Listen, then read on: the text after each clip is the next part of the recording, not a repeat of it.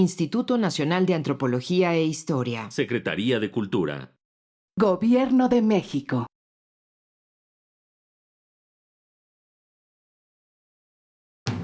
Cabina en movimiento. Escucha con todos tus sentidos. Muy buen día. Esto es Radio INA. La Secretaría de Cultura y el Instituto Nacional de Antropología e Historia los invitan a acompañarnos en la emisión de la serie Cabina en Movimiento. Yo soy Yesenia Peña y en esta ocasión contamos con la presencia de las investigadoras Lili Hernández Albarrán y Gladys Espinosa González. El tema del día de hoy es tradiciones, intercambios y desafíos en el 8º Encuentro de Cocinas en México, donde participan Mujeres del Fuego. Bienvenidas, queridas compañeras, a estos micrófonos del INA.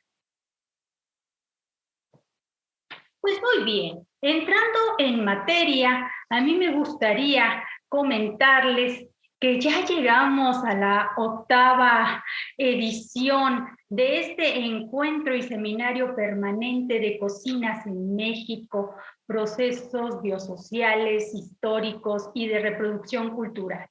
Y el tema central, tradiciones, intercambios y desafíos, pues es un caleidoscopio que reúne investigadores, cocineras tradicionales y cocineros tradicionales, productores, productoras, pero sobre todo reúne las experiencias, las memorias que nos permiten entender, conocer, comprender cómo se han dado el desarrollo específico e histórico de las cocinas locales, a través de pensar los territorios, la naturaleza, los recursos, cómo la tradición entra en juego, cómo se vigorizan y dinamizan las cocinas a través de procesos de innovación y finalmente el fundamento común de la cultura de cada uno de los grupos.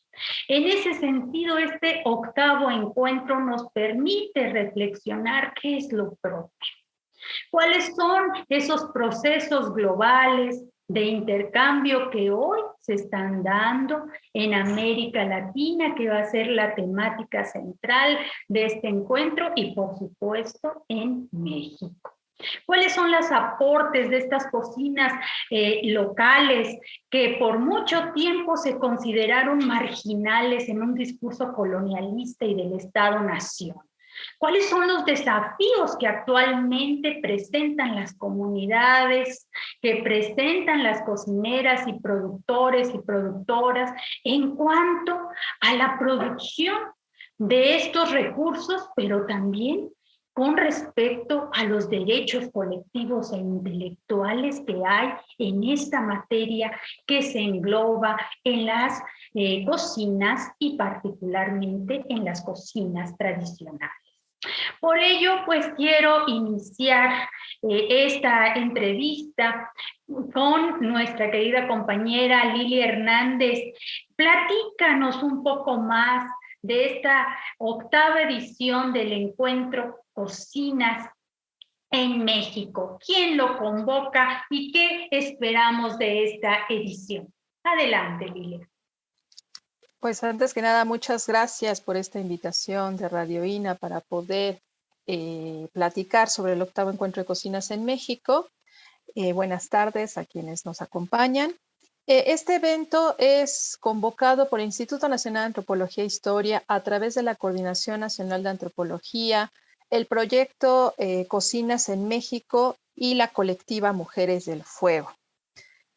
Tanto las instituciones como la colectiva, pues estamos haciendo una sinergia para poder tratar estos temas que estabas comentando, Yesenia, de ver los intercambios que ha existido en la historia de América Latina y el Caribe y también las tradiciones en torno a las culturas alimentarias. Como cada año buscamos que estén presentes diferentes voces, investigadores, activistas, cocineras, cocineros, productores, gastrónomos, que puedan aportar elementos para la reflexión en términos de poder continuar con estas culturas alimentarias. Vamos a contar con la participación de aproximadamente 35 panelistas de diferentes países, de México, de Argentina, Brasil, Cuba, Honduras, Uruguay, España y diferentes estados de la República también, con el fin de dar una mirada interdisciplinaria, colectiva, sobre este tema que en particular va a predominar en el 8º encuentro de cocinas. Y vamos a contar con conferencias, mesas de debate, conversatorios, presentaciones editoriales y presentación de documentales.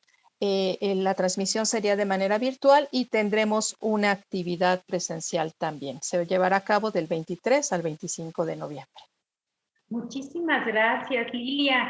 Pues efectivamente se agradece el apoyo solidario de todas las y los participantes en este 8º encuentro de cocinas en México, y que en esta edición también convoca la colectiva Mujeres del Fuego con nosotros, con el instituto. Y Gladys, pues nos podrías comentar un poco de quién son las Mujeres del Fuego y cuál es su participación en este 8º encuentro.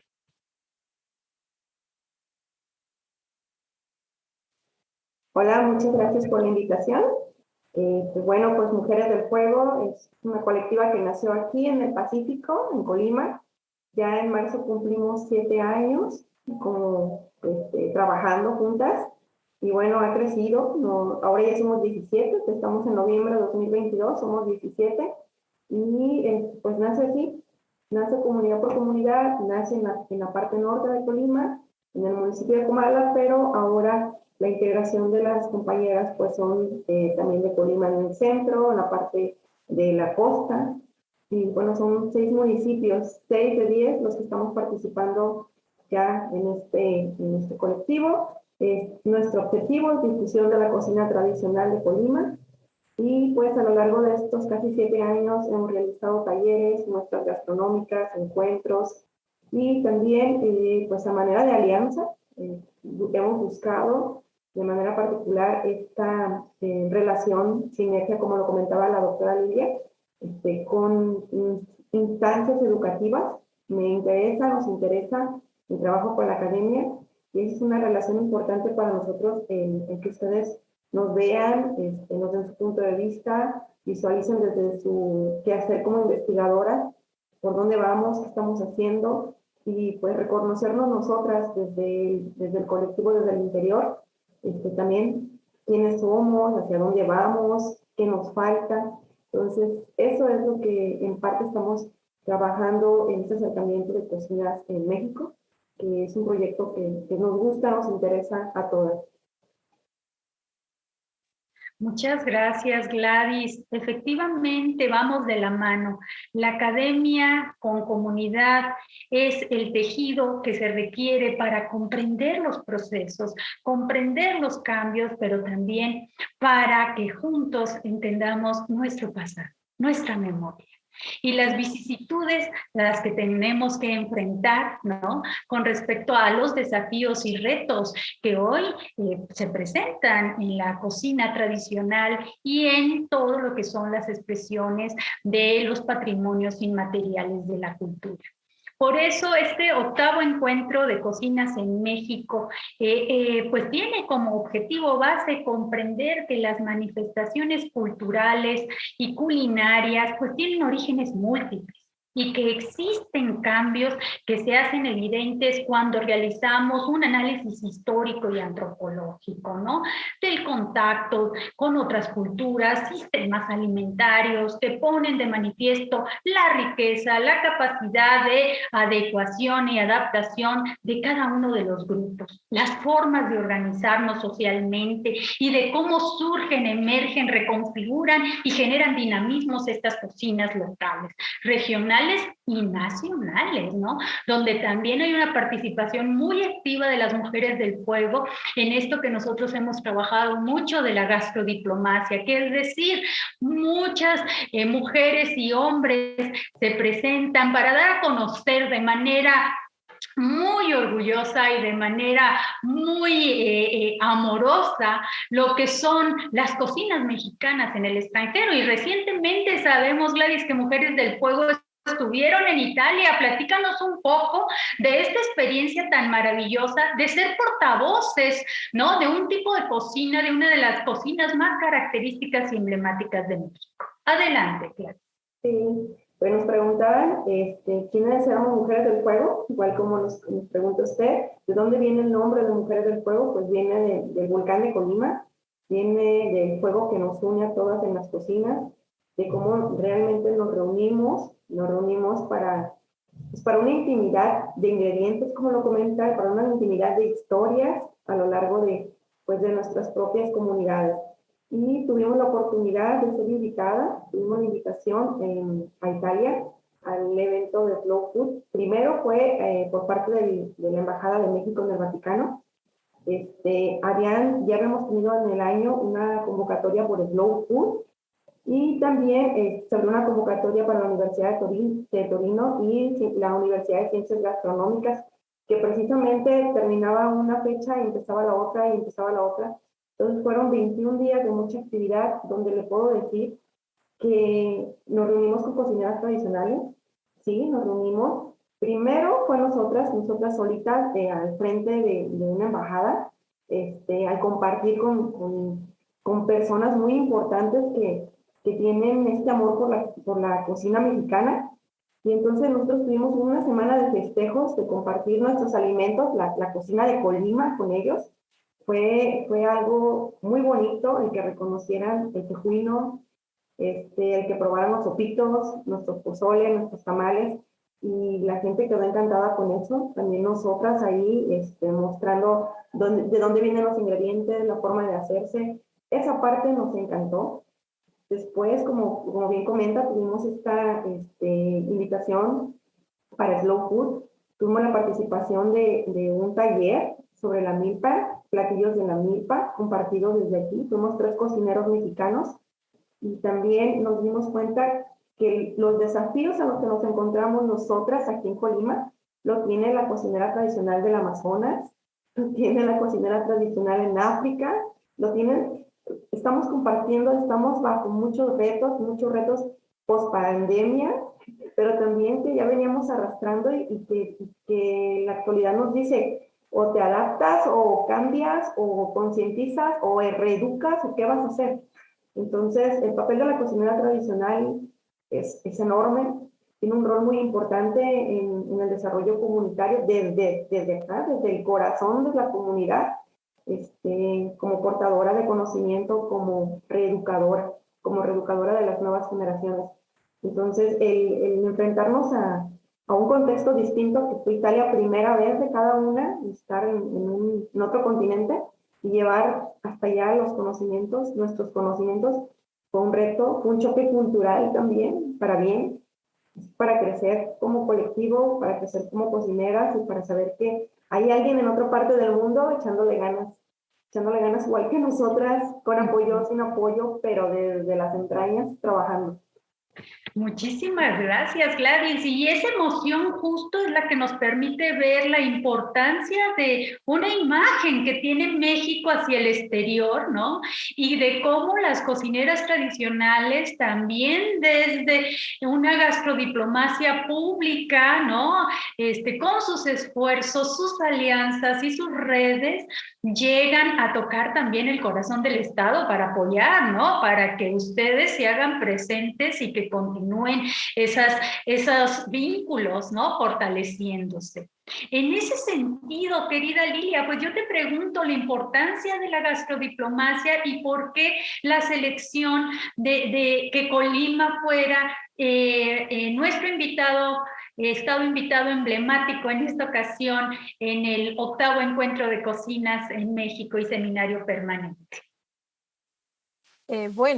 Colima tiene una amplia tradición de culturas alimentarias. Como bien comentó Gladys, es que Colima es un estado tan pequeño, pero a la vez tan grande en cuanto a biodiversidad. Tiene de todo.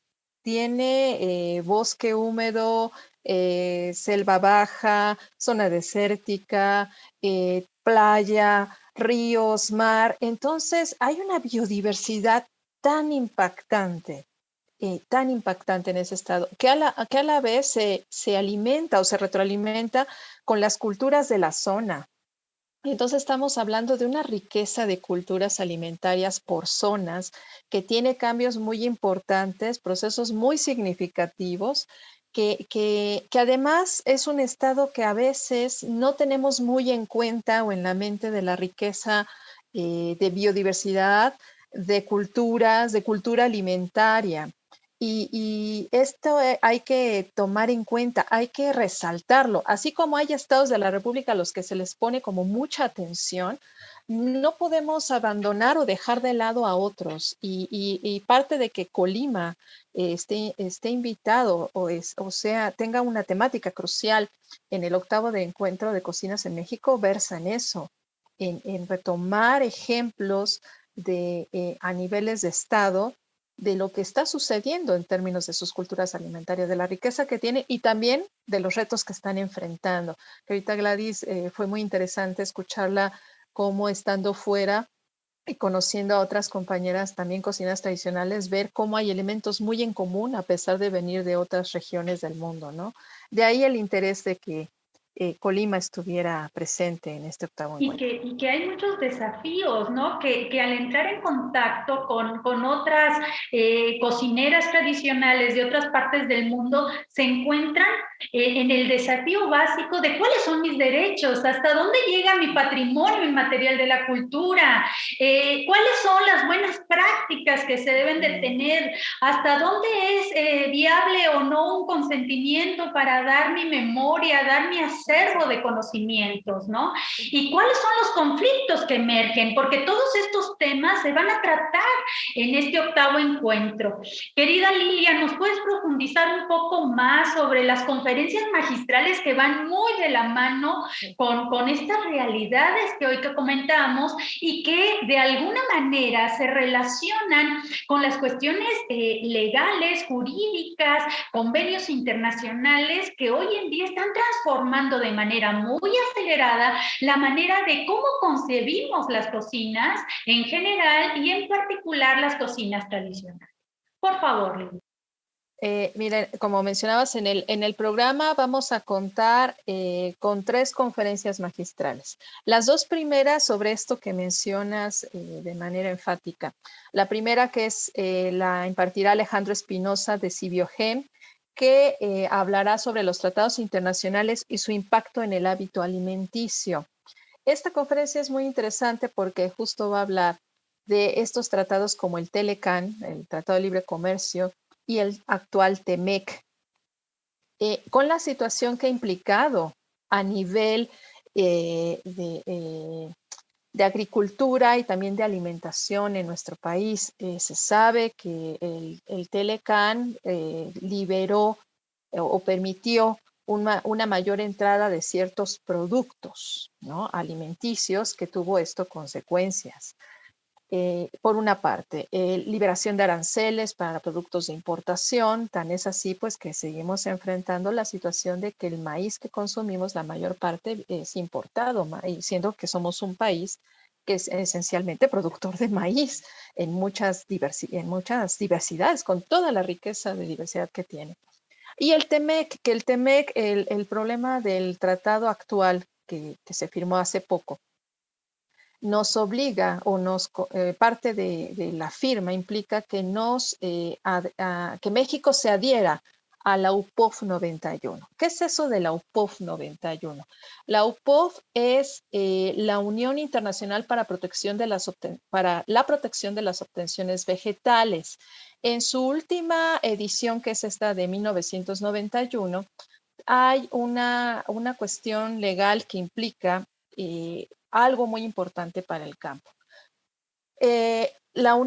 esta unión, la UPOF, protege al obtentor. Y uno dice, bueno, pues es que, ¿qué es el obtentor? El obtentor es una persona que mejora u obtiene o desarrolla una variedad vegetal.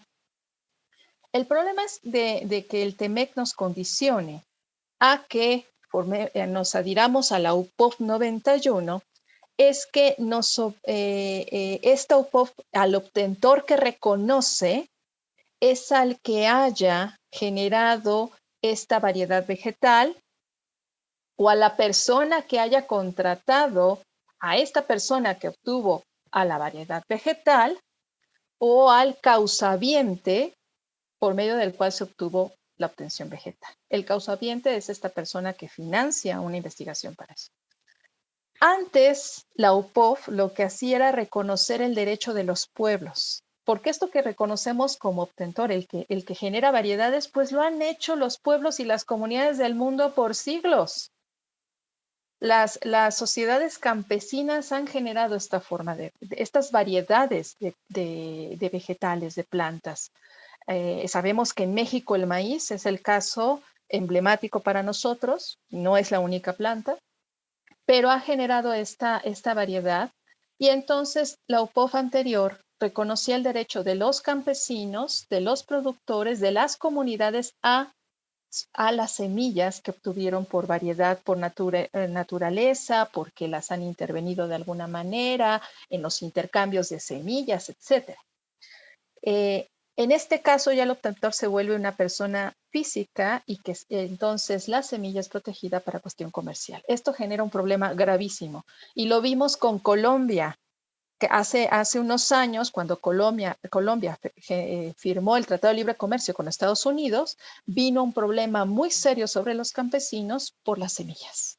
Esto es algo crítico, una situación bastante Esto, problemática. querida Lilia, quiere decir que entonces los que tengan las patentes son los que van a tener el beneficio y se tienen que buscar mecanismos para no afectar a las comunidades indígenas, afrodescendientes y campesinas en general. Entonces, híjole, es una situación, en realidad un desafío que tiene el país con respecto a esta realidad internacional. Así es. Eso por una parte. La otra conferencia que está muy unida a este tema es la que daría Verónica Villa del grupo ETC, que va a hablar sobre el capitalismo digital y la agricultura. Es que la agricultura ya se transformó en el mundo, se está transformando a la agricultura 4.0. ¿Qué es esto de agricultura 4.0? Que ya sería manejada por aplicaciones y por tecnología, ya no habría la intervención humana. Una agricultura que además, como ha estado ya sucediendo con las agroindustrias, que va hacia la visión del monocultivo, cuando sabemos todos los beneficios que tiene el policultivo, que no intervendría ninguna forma tradicional en la producción, ni en la agrodiversidad que genera, el hecho de que no intervenga el ser humano. También ahí implica una cuestión laboral y económica importante, pero una cuestión crucial es que se pierden, si empieza a predominar esta forma de agricultura, que es a través de aplicaciones y tecnología, están generando programas que con un dron leen el tipo de tierra, la humedad que necesita, cada cuánto se tiene que regar, y entonces una máquina se va a encargar de regar, o de ponerle cierto fertilizante, o de ponerle cierto químico, detectar cómo va el crecimiento de las plantas, y entonces una máquina se encargará de supervisar las plantas, etc.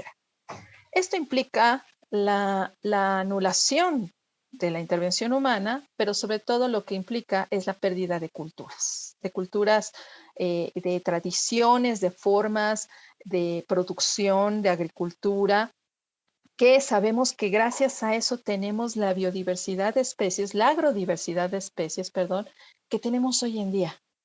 Además de que, pues esas semillas, ¿quiénes las van a tener? ¿No? ¿Quiénes van a tener esas semillas? ¿De quiénes van a ser? Las comunidades por siglos han hecho intercambios de semillas que también han permitido el enriquecimiento del suelo, el enriquecimiento de las especies. Un monocultivo, además de que empobrece el suelo, implica la pérdida de muchas especies y la oportunidad de que se sigan cruzando de manera que permita mayor riqueza. Entonces, sobre este tema en particular, que también está muy vinculado al otro, al de los tratados internacionales, es que también están entrando estas formas de producción de especies.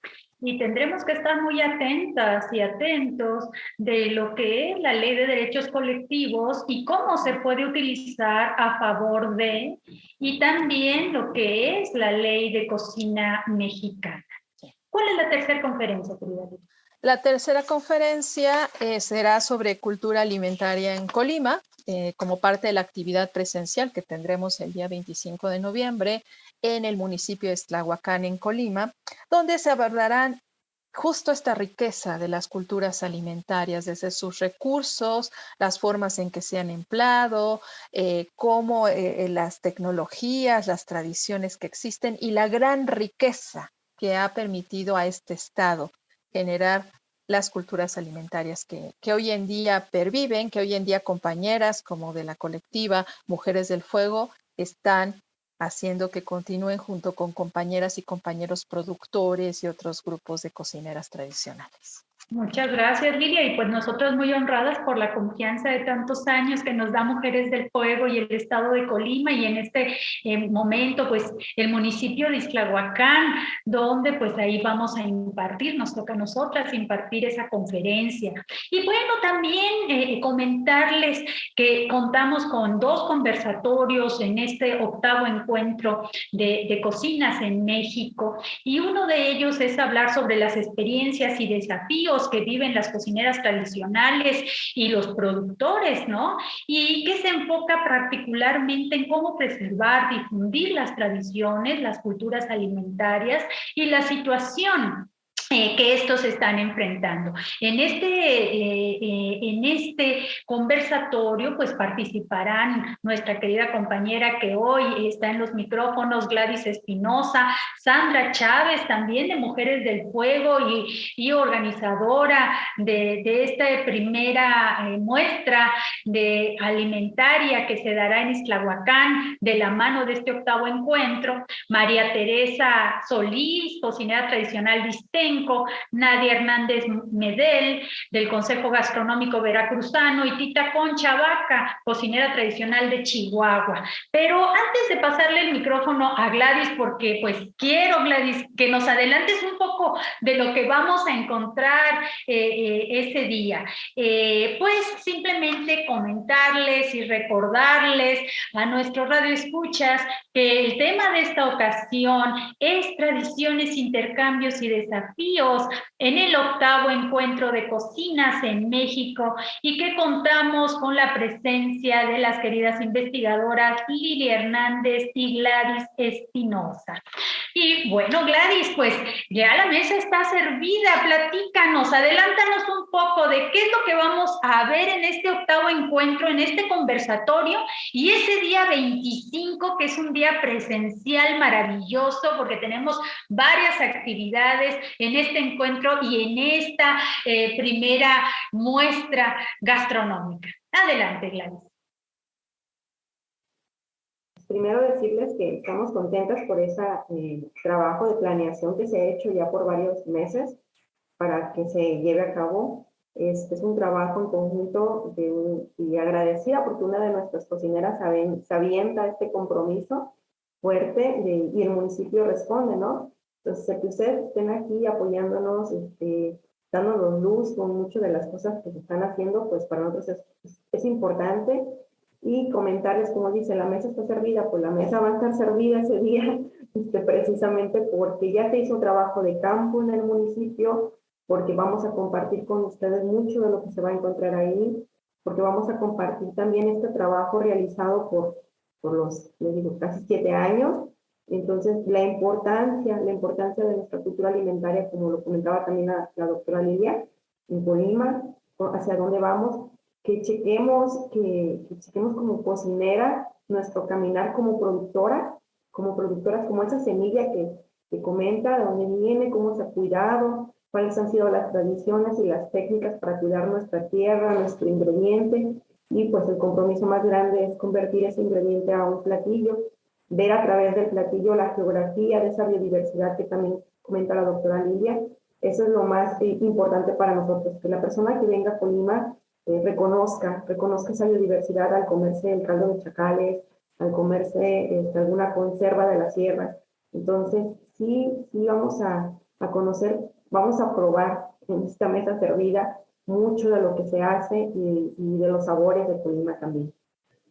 Qué delicia, ya estamos ansiosos y ansiosas de estar por allá con ustedes. Y fíjate que continuando con esas redes que comentabas, Gladys, en esta ocasión el conversatorio de productores y productoras, pues vamos a contar también con la presencia de Nayeli Ortiz, del Tapanco, de Almadelia Alba, productora de amaranto, de aquí de Xochimilco, de Cornelio Hernández, productor de maíz de Ixtenco, de Marcela Leiva, productora de milpa alta, de todo lo que son los productos de la milpa. Y bueno, Nayeli Ortiz, de los productos cárnicos y de quesos que muy pocas veces se habla, y Sandra Corrales, de Abejas del Barrio, hablando justo de este proceso que se lleva para la búsqueda, obtención, preparación y finalmente generar un producto, ¿no? Generar un producto que nos permita acercarlo a la mesa y con estas garantías de que es sustentable, de que es amigable con el ambiente y que se le da una confianza al productor local, y que me encanta porque Mujeres del Fuego es lo que hace, ¿no? Sus productos los toma de productores locales para poder preparar su cocina, o de sus huertos, o de sus potreros, o de los intercambios que hay entre ellas. Y bueno, continuando con las actividades de este octavo encuentro, pues también, querida Lilia, tendremos la presentación de un par de libros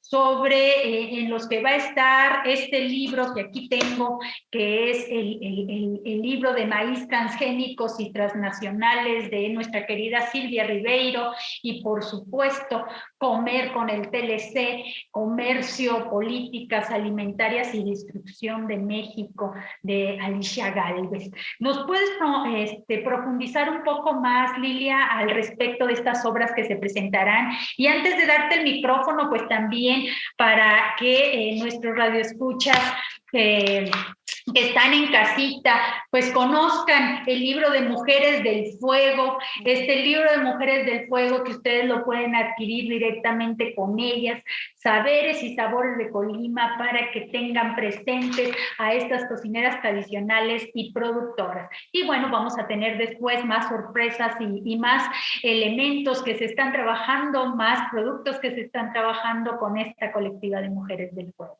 Adelante, Lilia, te doy la palabra. Muchas gracias. Pues también muy en la tónica de las dos conferencias magistrales se presentan estos dos libros. El libro de Silvia Ribeiro, de Maíz Transgénicos y Transnacionales, que será comentado por Carmen Morales, Pablo Valderrama, y moderado, y estará Silvia Ribeiro y Rafael Ortega Pax.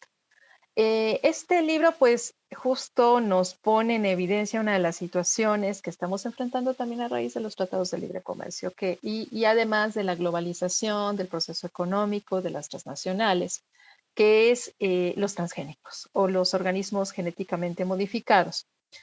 Hasta hace poco, recuerden que los colectivos que forman y personas que forman parte de la campaña Sin Maíz No Hay País habían metido una demanda colectiva para detener los transgénicos. Sin embargo, y también pues, el gobierno había detenido el uso de glifosato. Estamos ahorita en un momento crítico en el que está el proceso de se autorizan o no el uso de transgénicos. Pero bueno, ¿qué implica el transgénico? Además nuevamente, el monocultivo implica que también puede contaminar nuestras semillas criollas y que además rompe también la agrodiversidad. Recuerden que hace poco también en Colombia se enfrentaron a una situación muy crítica varios campesinos porque pues debido a los procesos de polinización en un campo que estaba sembrado con semillas transgénicas se mezcló con el genotipo, se mezcló los genes de esa planta, se mezcló con las plantas criollas. Y entonces, como las empresas tienen la patente, demandan a estas personas porque están usando su producto. Entonces, esa contaminación, por una parte, rompe la agrodiversidad, pero por otra, nuevamente, estamos hablando de la privatización de semillas. Y lo que implica también en el medio ambiente, porque requieren ciertos químicos, ciertos fertilizantes, como el glifosato, que ya sabemos todo lo que implica, porque el glifosato es un producto que viene de la gente naranja que se utilizaba en las guerras. No estamos hablando de cualquier producto químico. Y que se ha visto además las consecuencias tan graves que tiene en la salud, como cáncer y otros, en lugares donde se está usando. Y comer con el TLC de Alicia Galvez, pues es que el Tratado de Libre Comercio atrajo como consecuencia la introducción masiva de productos de alimentos industrializados, ultraprocesados, que hemos visto, y el COVID nos hizo muy clara la situación, ha tenido consecuencias en la salud. El incremento de consumo en América Latina y el Caribe, y México en particular, de estos productos han mostrado consecuencias en la salud graves. Y el libro de Alicia Galvez logra unir todo. Es muy interesante el texto porque une cómo la cuestión económica y política se refleja en ciertas políticas alimentarias y las repercusiones que ha tenido en las poblaciones en términos de salud. Une todos estos campos Alicia en este texto. Entonces, un poco siguiendo la temática de las dos conferencias magistrales, se presentan estos dos libros. Muchísimas gracias, Lilia. Efectivamente, este año para el permanente de cocinas y el encuentro ha sido una preocupación constante, estos eventos que nos llevan a replantearnos los procesos de leyes internacionales, nacionales y todo el trabajo que las redes de colectivas están realizando para poder proteger el territorio, ¿no? Y que en el trabajo etnográfico en realidad no se ve separado el patrimonio inmaterial de la cultura del patrimonio biocultural. Pero en el trabajo, digamos, jurídico, paquete turístico y todo esto, sí se ven las diferencias, ¿no? En la vida real no opera así en las comunidades. Y sin embargo, como bien dice Gladys, hay todo un mecanismo educativo de adaptación para poder entender estos procesos y también poder resistir los procesos y aportar de manera negociada con el Estado, con la academia, con todo lo que es la empresa, las empresas gastronómicas, los aportes para que al final del día estos patrimonios no se pierdan, los portadores y las portadoras tengan los beneficios, ¿no?, de decidir y elegir. Y otro de los puntos importantes sobre esto, pues es entender esto, ¿no? La memoria, el sentido y la experiencia de ellas y ellos que nos comparten en este octavo encuentro. Y para ello me gustaría mucho, Lilia, que pudieras profundizar un poco en las dos mesas de debate que vamos a tener, ya que una de ellas se enfoca precisamente a la memoria y el origen, los intercambios en América Latina con los países invitados, y la otra se enfoca particularmente hacia qué se está haciendo, ¿no? Y hacia dónde vamos en estos desafíos. Por favor. Sí, también habrá dos mesas de debate que justo nos interesó retomar los intercambios que ha habido por cuestiones históricas, por colonización, por unión de grupos sociales o culturales, por muchos motivos. Y una de las primeras, más bien la primera mesa que vamos a tener va a ser énfasis en la presencia afrodescendiente en América Latina y el Caribe, y va a haber ejemplos que compañeras y compañeros de diferentes países van a hablar de esta influencia que ha tenido en sus diferentes lugares o comunidades y cómo ha tenido influencia en sus culturas alimentarias, que quisimos hacer un énfasis particular. Entonces, se va a hablar sobre el Caribe afroandaluz. Es muy interesante escuchar esta mezcla o unión que hubo de lo andaluz español con lo afrodescendiente en el Caribe.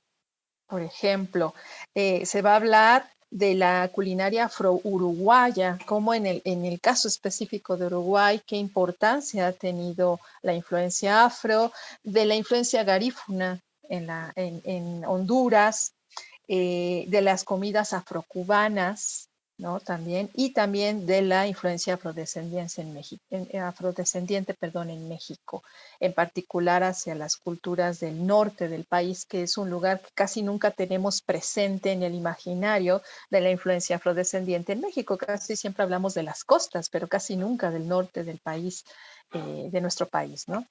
Entonces, para ver, porque además cuando se habla de la influencia afro, solemos pensar solamente en la zona occidente de África, pero es que de ahí es de donde los colonizadores movían a las personas de África, pero en realidad llegaron a América Latina y al Caribe personas de diferentes lugares y regiones de África, que no es lo mismo. También con ellos viajaron, ellas y ellos viajaron ciertos ingredientes, ciertas técnicas, ciertas tradiciones, ciertas tecnologías, etcétera también. Y entonces también así como no podemos pensar a México o a los grupos indígenas como algo homogéneo, tampoco podemos pensar lo afrodescendiente como algo homogéneo, cuando en realidad hubo muchos grupos con diferentes influencias. Y la segunda mesa,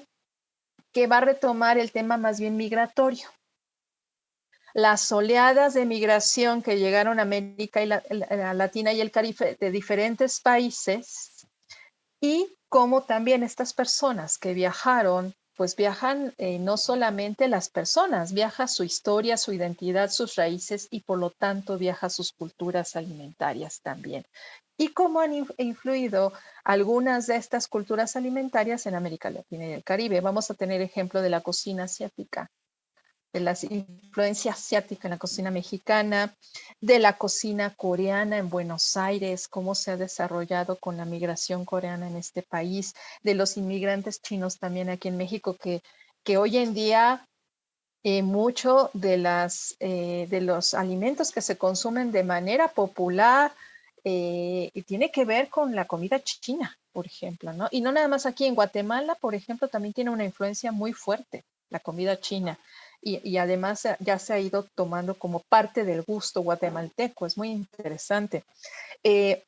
La libanesa que en América Latina también, en esta migración que hubo siglo XVIII, siglo XIX y en el siglo XX, se ha ido internalizando también y ha generado pues fusiones muy interesantes, que pues también una de las compañeras que tuvimos en el seminario nos lo dijo: nuestros famosos chiles en nogada es una influencia mexicana libanesa con elementos que a lo mejor no lo pensamos, y para nosotros pensamos que es nuestro platillo exclusivamente tradicional, ¿no? Y la influencia italodescendiente en Brasil, por ejemplo, que ha tenido una influencia muy, muy fuerte y que ha generado una unión entre las tradiciones alimentarias italianas con la brasileña también, ¿no? Entonces, de ahí también la importancia de que queremos retomar, y por eso el título también del evento, de ver estos intercambios por diferentes motivos en diferentes momentos históricos que se han dado, y que nos permite ver que las culturas alimentarias y las cocinas tradicionales son dinámicas. Así es, son parte de las culturas, de la identidad, y bueno, dentro de estos encuentros y seminarios permanente de cocinas en México, pues ese es parte de nuestros objetivos, ¿no? Reflexionar, analizar, debatir, pero sobre todo apoyar a los portadores y portadoras para la construcción de su patrimonio inmaterial de la cultura. En ese sentido, la participación de las mujeres del fuego ha sido crucial para esta octava edición, y ha sido muy intensa su participación en el Proyecto Nacional de Cocinas en México, y hemos logrado, junto con ellas y de la mano de ellas y gracias a su confianza, recabar sus historias, prácticas culinarias, en esta ocasión captadas en imágenes fotográficas, producto del trabajo etnográfico que se viene realizando con ellas y también como retomando a la fotografía como una herramienta etnográfica que da a conocer la historia de la culinaria, en este caso de Colima, ¿no? Donde se exploran los territorios, los recursos, los platillos, toda esta biodiversidad, la influencia de algunos alimentos de origen filipino, de origen afrodescendiente y también de origen ibérico y de origen árabe, que hacen de la cocina de Colima una única y con variaciones de acuerdo a sus regiones. En ese sentido, Gladys, ¿nos podrías profundizar un poco de cuál ha sido su experiencia en el Proyecto Nacional de Cocinas en México y la divertida que nos metimos para poder construir esta exposición que en este momento es solamente una muestra pequeña para este gran esfuerzo que se está haciendo del 8º encuentro, pero sobre todo también de la primera muestra en Ixtlahuacán de cocina tradicional? ¿Nos platicas, Gladys? Adelante. Sí, claro, la verdad que fue divertida, como lo comenta, y también fue interesante, significativa para nosotros, para nosotras y para nuestra familia, porque precisamente para hacer esta exposición, para hacer este trabajo con Cocinas de México, para este seminario, para conocerlas a ustedes como investigadoras en trabajo de campo, pues hubo un compartir de hogares, si le podemos decir así, un compartir al hogar. Se abrieron las puertas de cada cocinera, que de una manera como yo como coordinadora llegué a ellas, ¿no? Ustedes llegaron, se abrieron las puertas de los hogares, pero no nada más fueron con esta infraestructura de la cocina, sino también con nuestras familias, familias en el campo, familia en la cocina, familia en la casa, y fue divertido por eso, porque ustedes conocían nuestro trabajo, conocieron de cerca, probaron el trabajo hecho por Mujeres del Fuego, pero también a las personas de las que hemos recibido este conocimiento, ¿no? La abuela, el tío, el sobrinito que ya está ordeñando a los 3 años, la persona que está cultivando las técnicas en pleno campo. Para nosotros fue compartir, y estas imágenes hablan mucho de nuestra historia, de nuestra cultura, pues quedan plasmadas, yo creo que para la memoria de mucha gente en Colima, para la memoria de estas generaciones que vienen y dicen, sí, es el queso que yo consumo de esta localidad, precisamente, ¿no? El desayuno que se hace en esta zona de la vaca, de la chiva, fue muy divertido, y yo agradezco esta oportunidad porque pues va a quedar para la memoria de Colima. Muchísimas gracias. También para nosotros ha sido una experiencia única porque es justo en la cotidianidad, en la cercanía, en los lazos, donde se estrechan las memorias, donde construimos, donde caminamos un sendero para poder posicionar la experiencia, las formas de vida, las maneras de ser y hacer de las cocineras tradicionales, en este caso de Mujeres del Fuego. De ahí el nombre de esta exposición.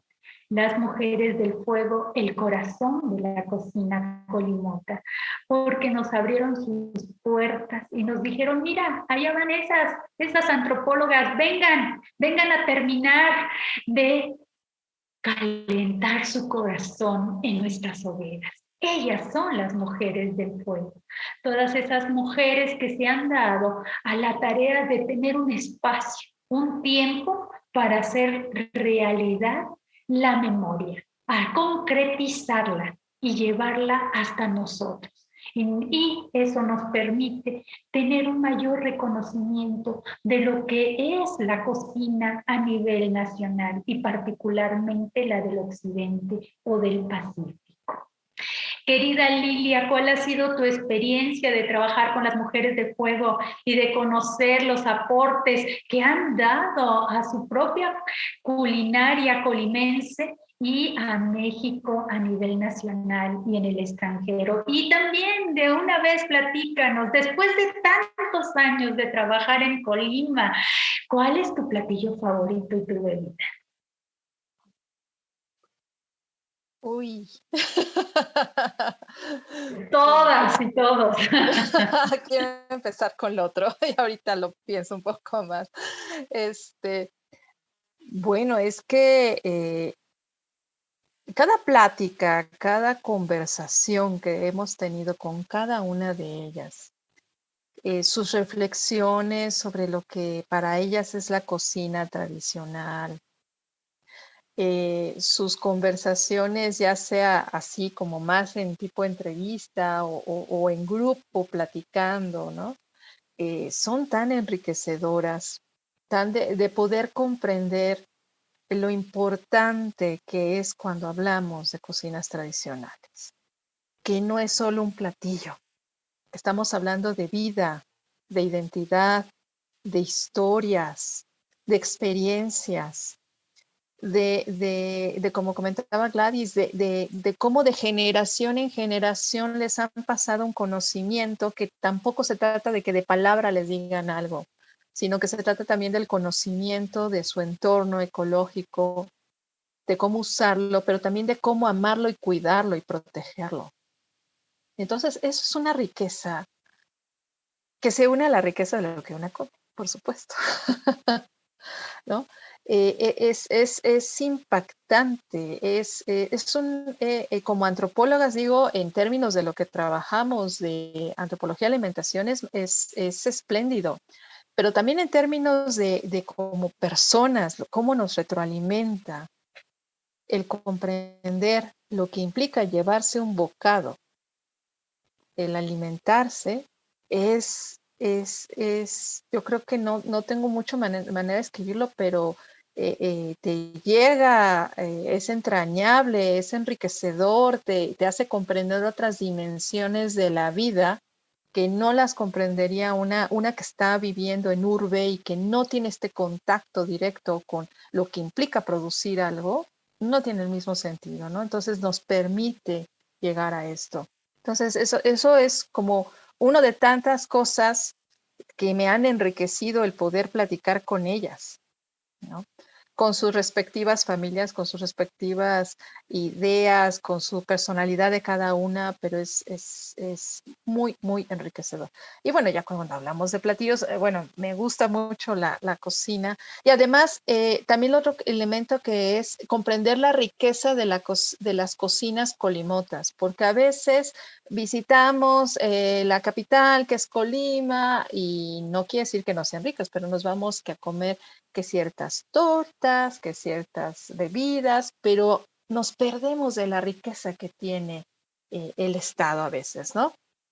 Que eso es parte, pero no es lo único. Entonces, los deliciosos sopitos, a mí me encantan los sopitos, tengo problema con eso. Para mí, las bebidas, por ejemplo, como el tejuino y el bate, que además tienen una gran tradición, que el bate se está perdiendo. El tejuino sí lo encontramos, pero también yo lo he visto ya en menos frecuencia que antes.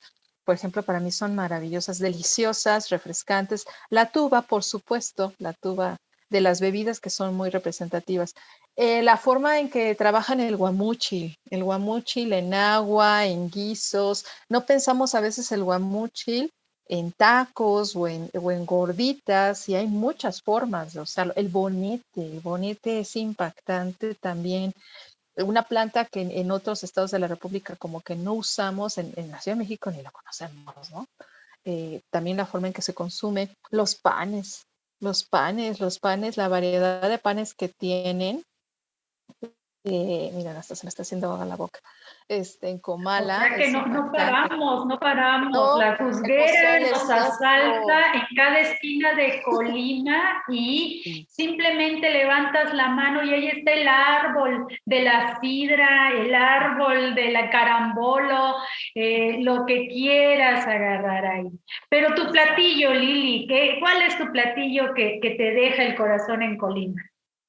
Mi platillo que me deja el corazón en Colima, que apenas lo probé hace poco, el ante. no lo había probado. Lo había visto en fotos, nos habían platicado, nos habían expresado lo complejo que es hacerlo y apenas hace poco, tú ya lo habías probado antes, yo no, yo lo había probé hace poco, el año pasado, y me deja el corazón por lo significativo también que es para ellos y además del sabor, por supuesto, y la complejidad que tiene. Gracias. Gladys, y ahora nos puedes profundizar, deja a los radioescuchas picados, con hambre de ir a conocer a las mujeres del fuego y esta maravillosa exposición, que es la primera de todo un recorrido que vamos a hacer por el Estado y otras partes de la República. Adelante, Gladys. Bueno, pues los invito primero a que vengan a Colima, que sepan que se comen flores, que se comen pez, pescado, que tenemos pescado de agua dulce, pescado de mar, que tenemos unas preparaciones, también tenemos hongos. Bueno, la parte de la cacería es importante para nosotros desde la sierra, el valle, tenemos playa, tenemos montaña.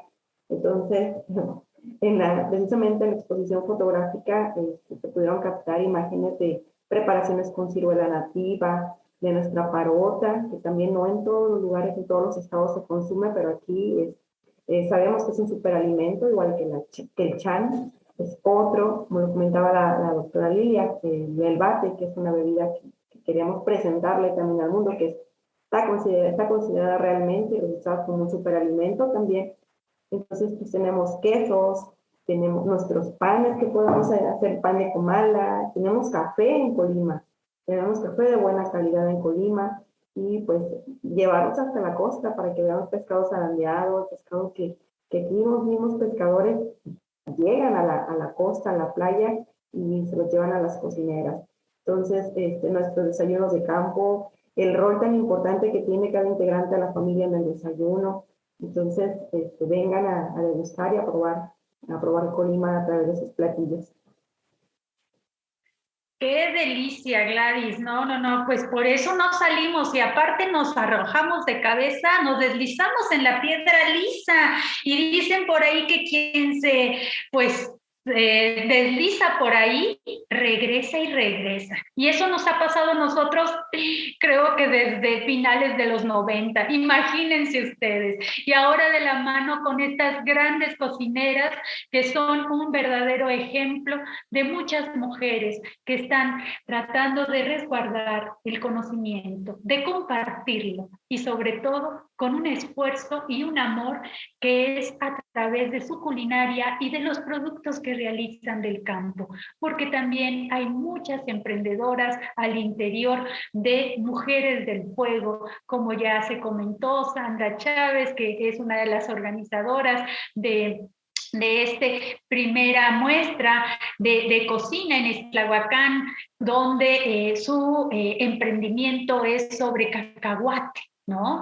Las conchas, cacahuate de origen. Y también está Anel de Piscila, Colima, donde uno de sus emprendimientos es Jamaica y hace café de Jamaica, hace Jamaica seca, hace Jamaica en Chile, en mermelada y nos abre unos horizontes. Y así cada una de ellas, entre cocina y emprendimiento productivo, dan a conocer los valores gastronómicos y culturales de Colima. Querida Lilia, ¿dónde se pueden inscribir? ¿Qué esperas de este esfuerzo? Platícanos rápidamente en menos de un minuto. Pues este esfuerzo, diálogo, reflexión, compromiso, conciencia, eso es lo que esperamos. Esa es la intención. Por eso el evento es gratuito y abierto al público en general para que todas y todos podemos escuchar y a partir de ahí platicar, ver qué hacemos, cómo protegemos nuestras semillas, nuestra alimentación, nuestra salud. El evento es gratuito, se otorga constancia al asistir al 80% de las actividades, para lo cual es necesario inscribirse. Pueden pedir informes al correo encuentrococinas@ina.gov.mx. Se transmitirá en el canal de YouTube de la Coordinación Nacional de Antropología y en el canal de INA TV. Muchísimas gracias, Gladys. ¿Con qué nos vamos? Invitemos a los radioescuchas nuevamente. Y pues los invitamos al 8º encuentro, el Seminario Permanente de Cocinas de México, con esa temática que, como bien nos dijeron, está muy, muy enriquecedora, tradiciones, intercambios y desafíos. Y pues mi invitación es para que reflexionemos nuestro discurso, lo que hacemos, nuestro quehacer como cocineras tradicionales, nuestra alimentación, que cuestionemos hacia dónde vamos y bueno, que fortalezcamos también este trabajo multidisciplinario con las instituciones de investigación, las educativas, y pues que no dejemos para nada de lado lo que es la cadena de valor de nuestras comunidades, que eso es muy, muy importante. Muchísimas gracias. Y si tienen tiempo, échense una vueltecita a Ixtlahuacán, allá en Colima. Los esperamos el 25 para que disfruten con nosotros también de esa primera muestra de cultura alimentaria de Ixtlahuacán. Pues su servidora, Yesenia Peña, a nombre de Radio INA, doy por terminada esta emisión que fue posible gracias a la generosa participación de Gladys Espinosa González y de Lilia Hernández Albarrán. Gracias a nuestros radioescuchas por su atención. Les sugerimos consultar más de nuestra producción a través de radio.ina.gov.mx y de nuestras distintas plataformas digitales en YouTube y Spotify. En la producción, la Coordinación Nacional de Difusión, a través de la Dirección de Producción Audiovisual a cargo de Ana Galicia y la Subdirección de Radio INA con Gabriela Marentes. Realización y grabación, Eva Nivaldo Morales. Edición, Rubén Martínez. Apoyo, Marta Hernández y Paula Abedón. Y Jerónimo Cuevas. Hasta la próxima. Las opiniones y comentarios aquí expresados son de entera responsabilidad de quienes proporcionan la información y no representan necesariamente las opiniones de Radio INA ni comprometen el pensamiento editorial del Instituto Nacional de Antropología e Historia. Instituto Nacional de Antropología e Historia. Secretaría de Cultura. Gobierno de México.